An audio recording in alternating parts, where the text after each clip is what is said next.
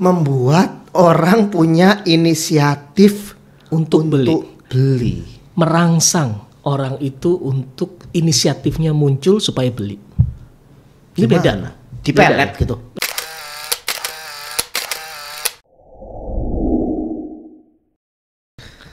Assalamualaikum warahmatullahi wabarakatuh. Waalaikumsalam warahmatullahi wabarakatuh. Jadi dengan saya lagi, Miss Keponya belum datang. Saya kembali jadi Mr. Kepo.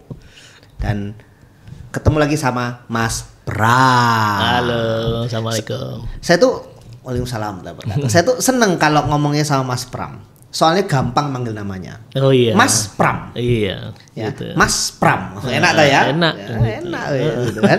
Nah, gini Mas Pram. Ya, gimana, hari Mas? ini saya mau ngobrol-ngobrol mewakili kegundahan hati banyak netizen. Ya, di netizen ini kan banyak yang jualan di era sekarang, entah era sosmed, entah era penjualan langsung, banyak orang punya produk jual gitu. Tapi banyak termasuk saya sering jualan nggak laku-laku. Oh ya. Padahal sudah ngomong berbusa-busa. Oke. Piye ku Mas? Ngomong berbusa-busa itu boleh tahu gimana itu? Ya saya jelasin gitu produknya, ini produknya, kelebihannya ini gitu kan ya, manfaatnya buat Anda begitu. Oke. Tapi nggak closing. Nggak closing. Sekali oke lah, 2 kali masih oke. Lah 10 kali ra closing lah tekor aku. Iya, iya. Maaf, Oke, bahasa Surabaya. 10 kali nggak closing kan rugi jadinya saya. Iya, iya, iya. Oke, boleh tahu Mas? Ngomongnya gimana waktu itu? Ngomongnya ya biasalah sapa-sapa ya. Selamat pagi Pak, Bu. Jadi saya ada produk nih, moga-moga manfaat. Produk saya itu manfaatnya begini, fiturnya begini. Betul. Gimana? Oke, ya. Ya, gini. Ini saya jadi ingat apa yang dikatakan Kang Dewa. Oh, Saya- Dewa Eka Dewa Prayoga. Prayoga. Halo Dewa, kamu nonton nggak ya? Iya, dia pernah mengatakan bahwa nggak ada orang yang mau disuruh untuk beli. Gitu ya. Ya terus gimana dong? Nggak ada, memang nggak ada, gitu ya. Saya minta Mas Surya untuk beli teh ini, gitu. Mas Surya nggak akan mau, kecuali Mas Surya punya inisiatif sendiri untuk membeli ini, betul nggak? Oke. Artinya yang kecuali membuat saya butuh gitu. Iya, kecuali butuh dan akhirnya buat keputusan untuk membeli. Sebentar, ngomong-ngomong kenapa jadi teh di sini? Saya Nah. biasanya kopi. Nah, gitu ya. Kok Kenapa berubah jadi teh? Sudahlah, biarkan. Ya. Jangan-jangan ini kopi baru, kopi warna coklat, Oh, bisa iya, jadi iya. gitu ya. Tapi baunya teh. Tetap teh ya. Nah, terus gimana? Kecuali tadi katanya Iya. Mas Pram, kecuali memang saya punya inisiatif untuk butuh sehingga beli tehnya. Iya, artinya kembali lagi ke situ. Kalau saya minta Mas Surya untuk membeli, Mas Surya nggak akan beli, gitu loh. Kecuali Mas Surya punya kemauan sendiri untuk membeli. Dan di sini itu yang sering dilakukan oleh teman-teman penjual, menyuruh orang untuk beli produk. Nah itu dia. Padahal yang harus dilakukan adalah, gitu ya, ya itu.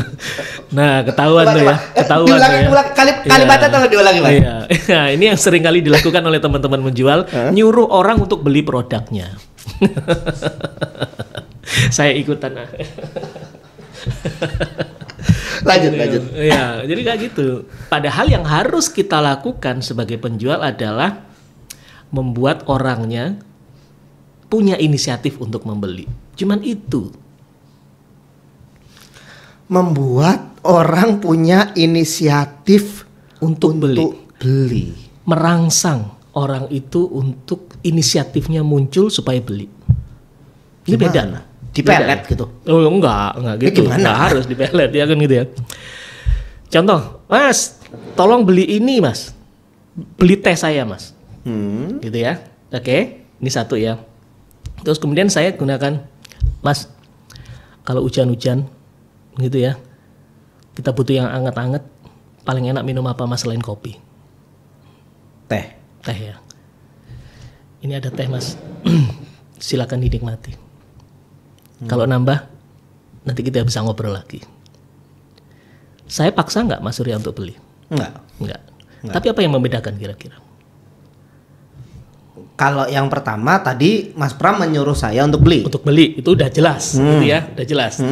Belum tentu semua orang mau. Ya, Gitu ya. kalau Tapi yang kedua, Kalau yang kedua, Mas Pram mengingatkan saya sebuah kondisi bahwa ini lagi dingin, hujan, butuh kehangatan. Kehangatan, minum apa selain kopi? Teh. Teh jawabannya. Dan saya sudah ada teh di depan saya. Itu kan saya merangsang inisiatif Mas Surya untuk membeli produk. Untuk membeli teh saya. Betul apa benar? Betul. Ya, kalau benar? Betul itu kebetulan, kalau benar kebenaran biasanya gitu. Jadi kita ini pembela kebenaran atau pembela kebetulan. Nah, itu dia. ngeteh dulu. Saya biasanya nggak minum teh ya, minum kopi. Cuman ya sudahlah. Berhubung Mas Pram pengennya teh, jadi saya temenin ya. Iya, sekali-sekali lah, gitu kan.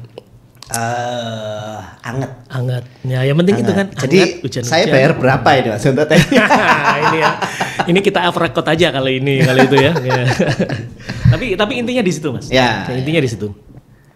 Salah satu cara kita merangsang inisiatif orang untuk membeli, gitu kan? Kita nggak ngomong tentang fitur. Saya tadi ngomong nggak tentang fitur. Fitur itu apa? Fitur tehnya.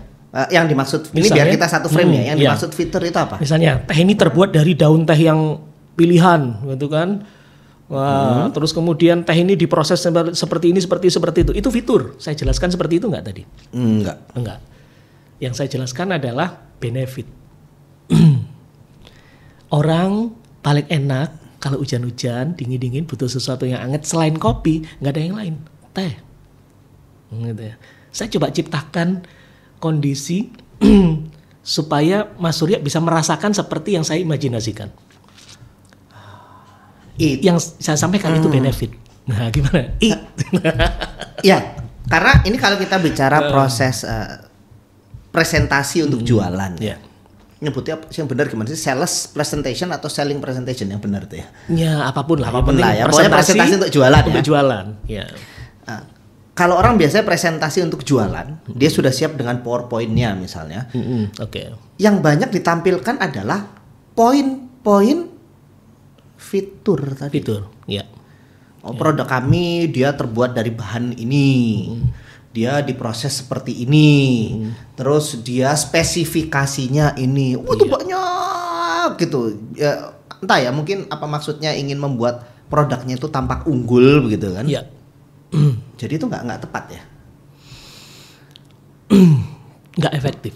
Nggak efektif. Ya. Gitu ya. Karena orang bukan beli fitur. Orang beli benefit dari kita, dari produk kita. Oke. Gitu.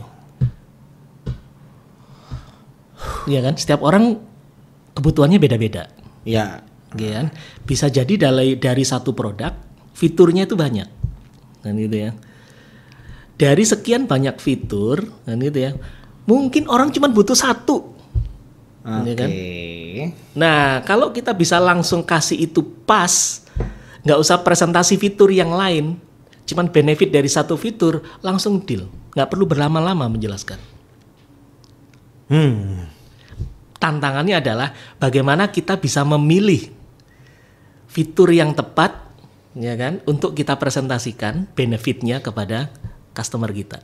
Berarti harus tahu dong kebutuhan customer. Yes. Sebenarnya maunya customer itu apa? Betul. Lah caranya piye? Kan saya enggak kenal kadang-kadang. Kalau saya mau presentasi produk kan saya enggak kenal. Ya. Akan lebih baik kalau kita pelajari dulu siapa orangnya. Meskipun waktunya singkat, kita tetap harus pelajari. Caranya misalnya, gimana? Ya, misalnya gini, kita mau presentasi kepada siapa? Kayak gini, presentasi itu kan sebenarnya kalau bagi saya ada dua, Mas. Ada one on one. One on one itu gini? Iya, kita berdua. Ini kan juga presentasi, gitu ya. Ada one to many. One to many, kayak di ruang rapat gitu. Iya, kita bicara dengan beberapa orang di depan, kan gitu ya. Oke. Kalau one on one, kan gitu ya, kita sebisa mungkin ajak ngobrol dulu, gitu ya, sebelum kita presentasi. Jadi bukan ketemu langsung, baik kita mulai presentasinya ya. Jadi saya punya produk seperti ini, enggak. Kita ngobrol dulu, gitu. Dan nanti ada rahasia di situ. Nanti saya kasih tahu apa rahasianya di situ. Yang harus kita crack, harus kita bongkar, gitu ya. Dan hanya saya bongkar di podcast ini. Ya. Jangan nanti, sekarang aja. Sekarang ya. Iya, sekarang aja. Wanipiro. Apa benefit ya buat saya? Gitu ya. Langsung. Iya. Oke. Ya. Gimana? Itu kalau one on one. Ya. Gitu ya. Sekarang one to many. Sebisa Kalau one to mungkin gitu ya. Kita pelajari orang-orang yang ada di depan kita ini apa? Apakah mereka ada di dalam satu perusahaan, ataukah mereka orang-orang bukan dari satu perusahaan tapi beda perusahaan. Tapi biasanya kalau dari beda perusahaan mereka tuh biasanya ketemunya satu. Ini dari industri apa? Misalnya gitu ya. Oh, ini dari industri manufaktur. Oh, ini rata-rata dari orang-orang manufaktur. Oh, ini dari industri asuransi dan sebagainya. Kita cari tahu karakteristik mereka seperti apa dan kira-kira beberapa poin penting yang biasanya jadi kebutuhan mereka itu apa. Kita harus pelajari dulu.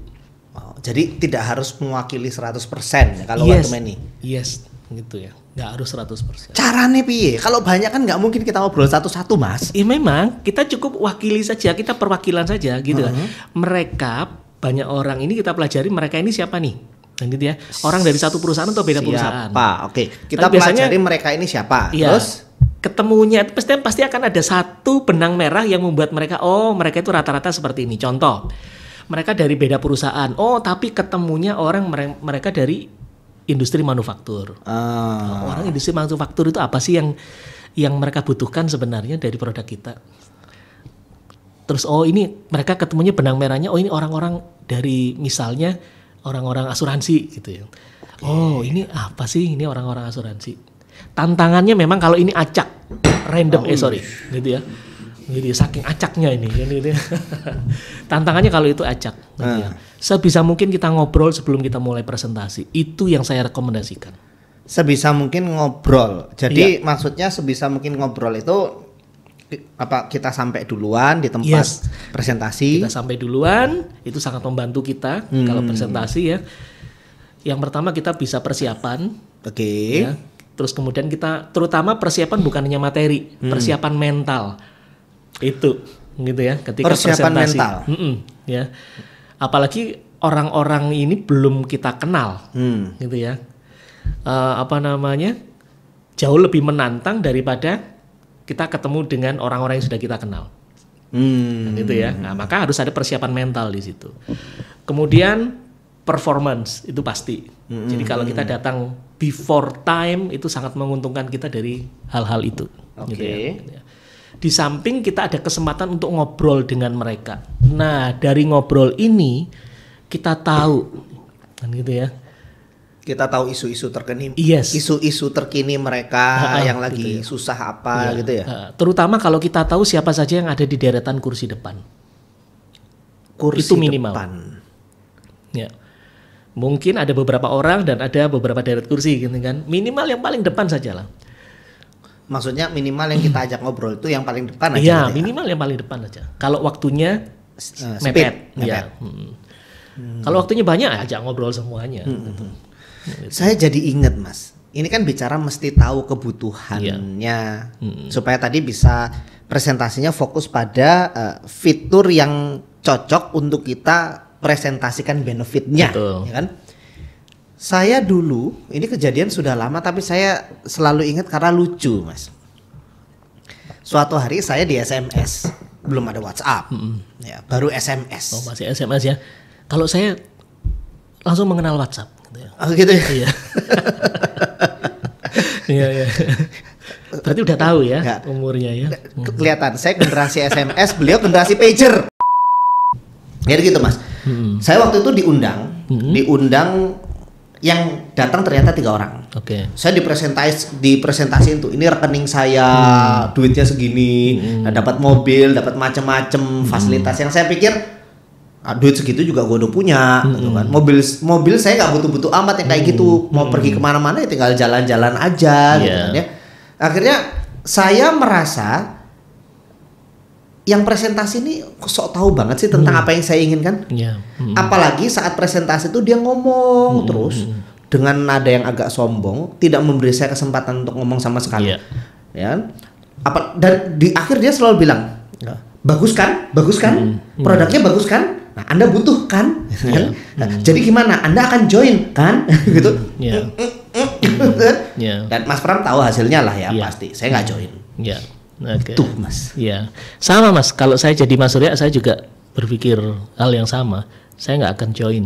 Saya nggak akan beli apapun yang dia tawarkan. Karena dari pertama, ketika janjian, ketemuan, dia datang dengan 3 orang itu saya sudah nggak respect sebenarnya. Iya, nggak nyaman loh saya. Nggak nyaman. Nggak nyaman. Nggak nyaman. Kita jadi kayak loh, kok kayak dikeroyok nih kan gitu ya. Ini pengaruh ke mental ini Mas, gitu ya. Sama kayak gini. Kalau tahu Pasar Loak di Surabaya, ya teman-teman, Pasar Loak itu tempat pasar jual beli barang bekas kalau di Surabaya gitu ya.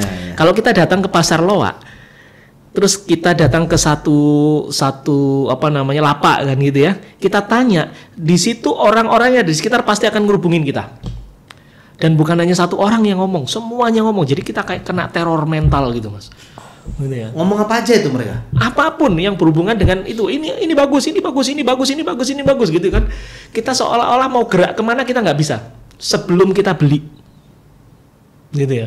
Jadi kita mau gerak kemana pun itu kita tetap nggak bisa karena kita dikepung, dilingkari gitu Mas. ya tuh. Ya itu nggak tahu itu mungkin strategi mereka ya. Tapi kalau saya ke Pasar Loak kayak gitu, saya nggak mau ke situ lagi nanti. Betul. Teman saya ke situ pun juga cerita hal yang sama. Mungkin sepertinya itu bagian dari strategi mereka. Kita nggak tahu gitu ya. Tapi itu jadinya kalau dalam bisnis gitu ya, customernya jadi ilfeel duluan. Yes. Jadi nggak respect kalau yang seperti itu. Harusnya dia sampaikan gitu. Pak Surya, saya datang dengan 2 orang ya, jadi nanti bertiga. Bertiga ini siapa saja, gitu ya. Oke. Dan kalaupun Mas Surya menolak, ya nggak mau. Dia mau nggak mau harus nurutin sebenarnya. Gitu. Misalnya Mas Surya, saya nggak mau, saya mau ketemu aja, 4 mata aja, saya nggak mau ada orang lain gitu ya. Gitu. Mau nggak mau dia harus nurutin sebenarnya. Gitu. Kalau dia tetap memaksakan, ya kita bisa tahu endingnya. Nah gitu. Nah terus kemudian menarik apa yang dikatakan yang tadi itu ya, yang katanya leadernya ya, atau apa supervisornya mungkin ya. Mungkin atasannya dia. Atasannya dia itu ya, ketika dia menjelaskan ke Mas Surya, dia menjelaskan dengan lihat saya punya rekening sekian, betul ya kan gitu ya. Ya saya naik mobil ini di sekian. Yang dia sampaikan ya seolah-olah itu adalah kebutuhan dari customer, kebutuhan dari Mas Surya. Seakan-akan kebutuhan dari saya. Iya, seakan-akan. Padahal enggak. Nah, saya sendiri nggak merasa butuh itu. Betul. Nah, ini Mas. Ada satu lagi rahasia yang tadi, yang di podcast yang pertama ya, saya katakan ada satu rahasia yang akan saya bongkar. Rahasia ini jarang dikenal orang, terutama di tenaga penjualan, gitu Mas. Salah satu kunci keberhasilan menjual itu bukan dari presentasi kita. Tapi cara membaca respon. Dan ketika dia presentasi seperti itu, dia mengabaikan respon Mas Surya. Dia cerita aja seolah-olah Mas Surya setuju. Ya, terus kemudian diakhiri dengan trial close. Bagus kan? Ya kan, menarik kan? Gitu kan? Anda akan join kan gitu ya. Nah, itu ya. Itu trial close, pertanyaan trial close. Tapi nggak ada salahnya dia tanya seperti itu karena memang tahapan-tahapan dalam presentasi penjualan. Gitu ya. Tapi yang dia lupakan adalah dia tidak membaca respon.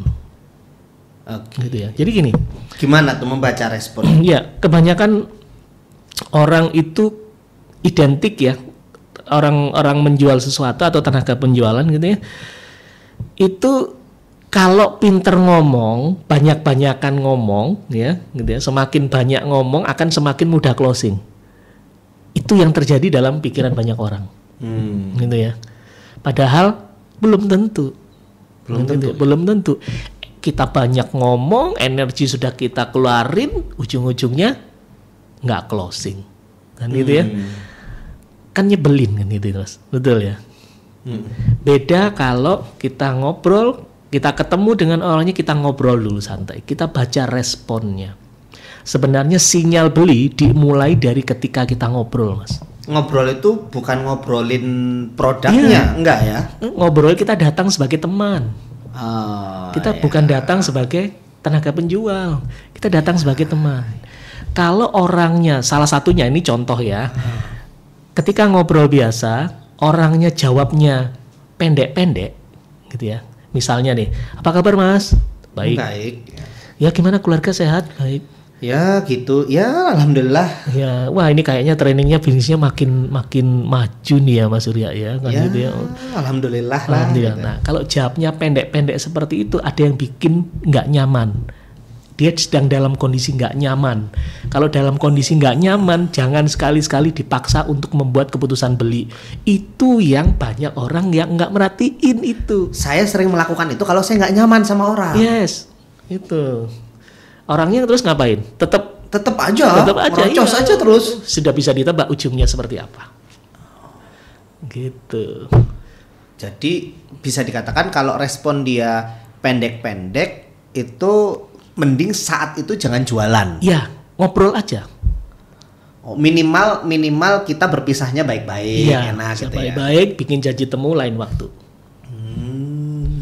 Gitu. Karena proses penjualan nggak wajib untuk langsung closing di pertemuan pertama.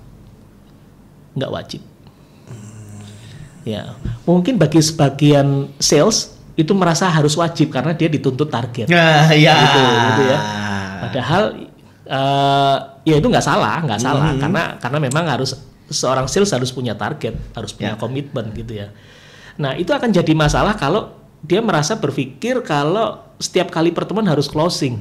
Gitu ya. Dan itu akan jadi semakin berat karena orang yang ditemuin cuman itu aja. Dia berharap ke orang itu aja. Gitu ya. Semakin berat karena ditekan sama targetnya dia, kan gitu ya.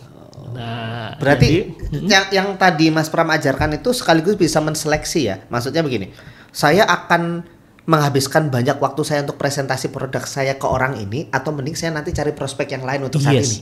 Betul banget. Jadi seleksi ya, daripada saya udah ngomong berbusa-busa kayak orang tadi kan, udah nunjukin, terus Anda akan join kan, ternyata nggak join, bahkan ingat pun enggak gitu, seneng pun enggak, pengen ketemu lagi pun enggak gitu. Iya. Harusnya dia nggak perlu sampai seperti itu kalau sudah membaca respon dari awal. Mending dia tidak menghabiskan waktunya untuk presentasi ke saya, minimal berpisah dengan bersahabat. Moga-moga suatu hari mau diajak ketemu lagi. Iya, itu yang terbaik. Itu ya. Karena dengan customer ya, itu sama kayak kita nyari jodoh. Kan kita bisa ketemu dengan semua orang, tapi belum tentu semua orang beli sama kita, betul kan? Kita bisa pacaran dengan banyak cewek misalnya kan gitu, tapi yang klik kan nggak mungkin semuanya. Yang klik maksimal 4 ya. Wah, itu ya. Ini jadi notifikasi ya, ini ya. Bahaya. Iya. Tapi ini sebuah ungkapan kayaknya ya. Kode ya. Iya, jadi gitu Mas. Jadi apa namanya, cari yang klik itu butuh proses memang. Dan memang harus ketemu dengan banyak orang untuk bisa ketemu yang klik. Jadi nggak bisa juga saya punya prospek 10 ya closing harus 10 itu. Enggak harus seperti, enggak wajib kalau saya bilang. Wajib. Nah, supaya kita bisa apa namanya meningkatkan rasionya gitu ya. Setidaknya kan kalau rasio yang umum adalah ketemu dengan 10 orang, closing 1 gitu ya. Supaya kita bisa nambah rasionya. Siapa tahu dia dari 10 orang yang kita temui yang closing bisa 2, bisa 3. Itu kan berarti rasionya nambah ya. Salah satunya adalah kita harus perlu belajar membaca respon. Membaca respon. Iya. Bukan saja mempertajam skill, bukan hanya mempertajam skill presentasi kita gitu ya. Tapi juga mempertajam skill membaca respon customer. Gitu Mas. Dan ini ada di ini sih sebenarnya ilmu body language gitu ya, membaca bahasa tubuh dan micro expression. Itu ada di situ sebenarnya. Nah, problemnya gini Mas. Kalau one on one gampang, mungkin gampang ya membaca respon. Lah kalau presentasi penjualannya di depan banyak orang, membaca respon nih piye? Nah itu ada juga ilmunya Mas gitu ya. Dari cara orang itu duduk, cara duduk, gestur, postur, ekspresi itu sebenarnya berbicara, Mas. Jauh lebih jujur daripada apa yang dikatakan lisan. Gitu ya. Misalnya nih Mas, ya, Mas Surya presentasi ke saya gitu ya. Terus di depan Mas Surya ini ada banyak orang gitu ya. Kemudian ada orang yang duduknya seperti ini Mas, tangannya dilipat, badannya condong ke belakang, ini nggak kelihatan ya, kakinya dilipat, apa ya namanya ya, kaki satu di atas kaki satunya, kaki satu di atas kaki satunya ya, gitu gini ya, gini ya, gitu ya. Terus kemudian tangannya ngelipet seperti ini, badan condong ke belakang. Badan condong ke belakang. Iya. Ini artinya menarik diri, Mas. Menarik diri. Artinya berarti ada sesuatu, ada yang tidak menarik dari yang kita sampaikan. Dan kalau ini ada, katakanlah ada 5 orang, ya kan, 3 orang seperti ini, sudah bisa dibaca presentasi kita nggak closing. Nah, terus kalau sudah kadung kejadian di tengah-tengah, masa kita nyerah gitu? Terus lah mau gimana lagi? Memang ada caranya. Memang ada caranya untuk bisa meningkatkan peluang kita closing, kita harus pintar-pintar buka ini, Mas, simpul-simpul ini. Ya apa caranya? Masa caranya? Bapak-bapak tolong dibuka gitu. Enggak kan? Iya, caranya adalah tunjukkan sesuatu yang tidak tampak di layar, ya, yang sesuatu yang bisa mereka pegang supaya simpul tangan bisa terbuka. Jadi kita memang harus menyiapkan tools supaya mereka bisa memegang kan gitu ya. Misal, gimana? Brosur. Misal foto dokumentasi. Misal data statistik gitu ya. Ya. Atau apapun gitu ya. Loh, tapi sebentar. Ketidaktertarikan itu kan dalam hati. Terus apa urusannya dengan nanti dia membuka gitu kan? Ya dia tetap lagi nggak tertarik gitu. Urusannya apa dia buka terus megang sesuatu? Gini, orang kalau tidak tertarik dia akan cenderung defensif. Oke, itu oke. Sampai di situ oke. Bentuk defensif. Yes. Nah, kita harus bongkar ini gitu loh ya. Iya, maksudnya urusannya apa? Karena kan ketidaksetujuan, ketidaktertarikan dalam hati kan. Iya. Nah, gini. Kalau orang simpulnya seperti ini berarti dia sedang tertutup kan, defensif. Ya. Kita harus buka dia supaya open. Ketika dia sudah open, ini akan menurunkan tingkat ketidaktertarikannya. Okay. Nah, kemudian setelah itu, kalau dia cenderung lebih banyak terbuka, peluang kita lebih besar closing. Oh, jadi kalau dia kembali lagi, berarti memang dia sudah tidak tertarik dengan kita dari pertama. Apa maksudnya Mas Pram itu saat dia membuka tangannya, itu akan merubah suasana hatinya? Iya, Mas. Gimana tuh? Ya, gini. Misalnya gini ya. Kita posisi lagi gini, contohnya paling gampang kan. Ya. Posisi lagi gini ini bisa digambarkan itu orangnya, udahlah kamu mau ngomong apa terserah. Gitu ya. Oke. Seperti itu ya. Beda kalau dengan misal Mas Surya memberikan sesuatu pada saya. Nah, gitu misalnya gini nih. Ya. Coba Bapak pegang dulu Pak ini. Oke. Yes. Okay. Dia sudah nggak inget dia tadi mikir apa. Dia fokusnya pada ini. Gitu. Karena ini udah terbuka. Simpulnya sudah terbuka. Ya. Dengan begitu kita gampang mengarahkannya. Artinya kalau kita presentasi formal, gitu ya Mas. Kita pakai slide presentasi atau pakai apa gitu ya. Tapi audiens kita banyak bikin simpul-simpul seperti ini. Saran saya kita harus improvisasi. Matikan layarnya, banyak interaksi. Mungkin dengan produknya disuruh pegang, atau dengan demonstrasi, atau menunjukkan sesuatu yang bikin dia apa itu? Nah, itu. Gitu ya? Iya. Gitu, Mas. Nah, persiapan itu yang paling penting. Senjatanya mesti banyak dong. Mesti banyak. Ya, apalagi kalau kita menghadapi dengan calon pembeli atau customer yang orangnya detail. Data kita harus benar-benar komplit. Berarti gini ya. Saat kita mau presentasi penjualan, pra presentasi ini penting ya. Penting banget. Nah, ini yang mungkin banyak tidak diperhatikan Mas Pram. Iya, pokoknya saya jualan itu yang penting saat presentasi saya ngomong. Akhirnya cuman saya bawa produk, saya bawa slide, ya kan? Yang penting slide itu sudah ada daftar fitur-fitur tadi, dan tugas saya hanya ngomong. Padahal kalau saya simpulkan tadi ya dari semua yang kita bicarakan, pastinya pertama ada pra presentasi, termasuk kita memahami siapa dan apa kebutuhannya. Iya, betul. Setelah itu tidak selesai di situ, kita seakan-akan mesti bisa terkoneksi dengan mereka gitu. Iya, betul. Tuh, bagaimana apa yang kita sampaikan itu klik dengan yang mereka butuhkan. Itu kan bicara terkoneksi, ya kan? Betul. Misalnya kita presentasi ke BOD satu perusahaan gitu ya. Kita kan nggak mungkin langsung bisa presentasi di depan mereka tanpa ada bantuan orang dalam. Yes. Betul ya Mas ya? Biasanya gitu. Iya, karena itu faktor kesuksesan. Betul ya? Ada 3 hal. Ya. Ketekunan, konsistensi, dan orang dalam. Gitu ya, oke. Ya. Nah, kita gali sebanyak mungkin dari orang dalam. Oh. Siapa saja nih nanti yang akan datang. Jadi misalnya Mas Pram ini yang menghubungkan saya ke klien Iya. BOD tadi. Iya. BOD tadi. BOD tadi. Saya nanya, Mas Pram, beliau-beliau ini namanya siapa? Misalnya Orangnya gimana? Konsennya gimana? Termasuk beliau-beliau ini appreciate dengan orang yang kayak apa sih? Siapa tahu kan orang-orang yang appreciate dengan kerapian. Oh, berarti kalau Iya, ketemu kita betul. jangan Nggak rapi. sampai nggak rapi. Iya, gitu jangan ya. sampai nggak rapi, betul. Gitu. Orangnya pasti orang dalam kita ya atau atau relasi kita pasti akan cerita, oh kalau bapak ini asik gitu ya, orangnya terbuka, dia suka interaksi gitu ya. Nah kalau yang ini, nah ini orangnya detil nih. Nah kalau udah tahu kalau ada orang yang audiens yang detil, datanya harus kita siapkan. Datanya harus detil kita Detil siapkan banget. ya. Persiapan, preparation. Oke. Dan data itu nggak harus sesuatu yang ditampilkan di slide ya. Nah, bisa kita berikan langsung berupa hard copy itu bisa. Gitu. Dan biasanya yang paling banyak tanya itu orangnya detil ini memang. Iya. Gitu. Terutama concernnya budget. Nah, terutama gitu. Iya, Gitu. betul itu. Gitu.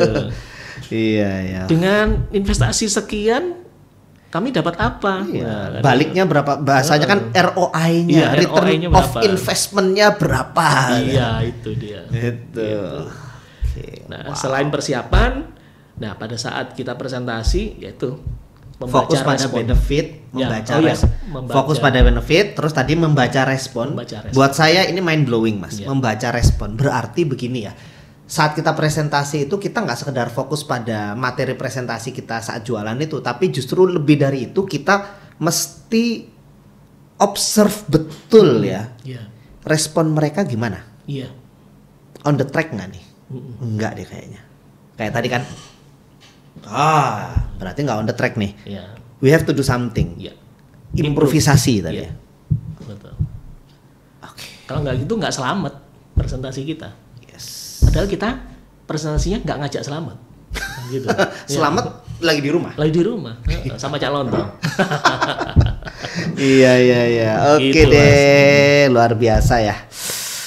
Ini dapat banyak ilmu nih tentang presentasi jualan. Thank you banget Mas Pram ya. Sama-sama. Senang bisa ngobrol dengan Mas Pram tentang presentasi jualan dan Sama-sama. banyak ilmu-ilmu baru yang luar biasa. Moga-moga manfaat nih teman-teman. Amin. So, sampai di sini dulu Mas Pram. Kita akan ngobrol lagi di lain kesempatan. Thank you semuanya. Assalamualaikum. Waalaikumsalam.